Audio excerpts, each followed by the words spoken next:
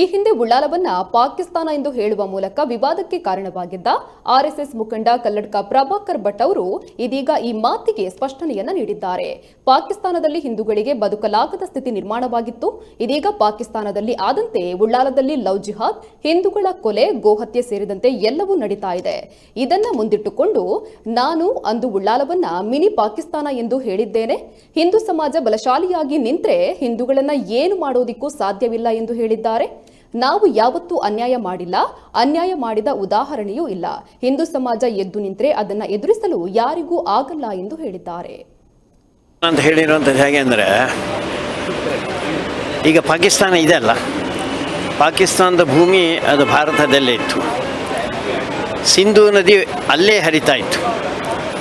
ಯಾವಾಗ ಅಲ್ಲಿರುವಂಥ ಜನಗಳು ಯಾರಿದ್ದರೋ ಅವರೆಲ್ಲ ಭಾರತೀಯರೇ ಆಗಿದ್ದರು. ಯಾವಾಗ ಒಂದು ಸತಿ ಭಾರತ ವಿಭಜನೆ ಆಯಿತು ಅಂತಾಯಿತು, ಆವಾಗ ಅಲ್ಲಿದ್ದಂಥ ಜನರ ಮಾನಸಿಕತೆ ಬದಲಾಯಿತು. ಅದೇ ವಾತಾವರಣ ಇವತ್ತು ಉಳ್ಳಾಲದಲ್ಲಿ ಕಾಣ್ತಾ ಇದ್ದೇವೆ ನಾವು. ಅದಕ್ಕೋಸ್ಕರ ಇದು ಪಾಕಿಸ್ತಾನ ಆಗ್ತದೆ ಅಂತ ಹೇಳಿರುವಂಥದ್ದು ನಾನು. ಅದರ ಬಗ್ಗೆ ನನಗೆ ಯಾವುದೇ ಪಶ್ಚಾತ್ತಾಪ ಇಲ್ಲ.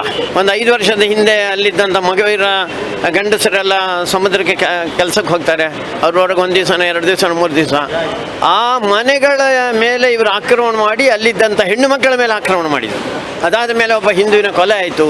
ಅದಾದ ಮೇಲೆ ಅಲ್ಲಿ ನಡ್ಕೊಂಡು ಹೋಗಬೇಕಾದ್ರೆ ಒಂದು 8-10 ದಿವಸ ಪ್ರತಿಯೊಬ್ಬ ಅನೇಕ ಜನ ಬೈಕಿನಲ್ಲಿ ಯಾರು ಹೋಗ್ತಾ ಇದ್ದಾರೆ ಅವರಿಗೆ ಚೂರಿ ಹಾಕುವಂಥ ಕೆಲಸ ಮಾಡಿದರು. ಇವತ್ತು ಅಲ್ಲಿ ಗೋಹತ್ಯೆ ನಡೀತಾ ಇದೆ, ಇವತ್ತು ಅಲ್ಲಿ ಲವ್ ಜಿಹಾದ್ ನಡೀತಾ ಇದೆ. ಇದು ಇನ್ನು ಪಾಕಿಸ್ತಾನದಲ್ಲಿ ಮತ್ತೆಂತ ಅಲ್ಲ, ಅವರು ಸವಾಲು ಮಾಡೋರಿ. ಎಲ್ಲಿವರೆಗೆ ಹಿಂದೂ ಸಮಾಜ ದುರ್ಬಲವಾಗಿರುತ್ತೋ, ಅಸಂಘಟಿತವಾಗಿರುತ್ತೋ, ಎಲ್ಲಿವರೆಗೆ ಇಂಥವರಿಗೆ ಪ್ರೇರಣೆ ಕೊಡುವಂಥ ಜನಗಳು ಸಮಾಜದಲ್ಲಿ ಇರ್ತಾರೋ ಅಲ್ಲಿವರೆಗೆ ಈ ಸವಾಲನ್ನು ಅವ್ರು ಕೊಡ್ತಾನೆ ಇರ್ತಾರೆ. ಅವ್ರು ಹೇಳಿದ್ದಾರೆ, ಇಡೀ ಇದನ್ನು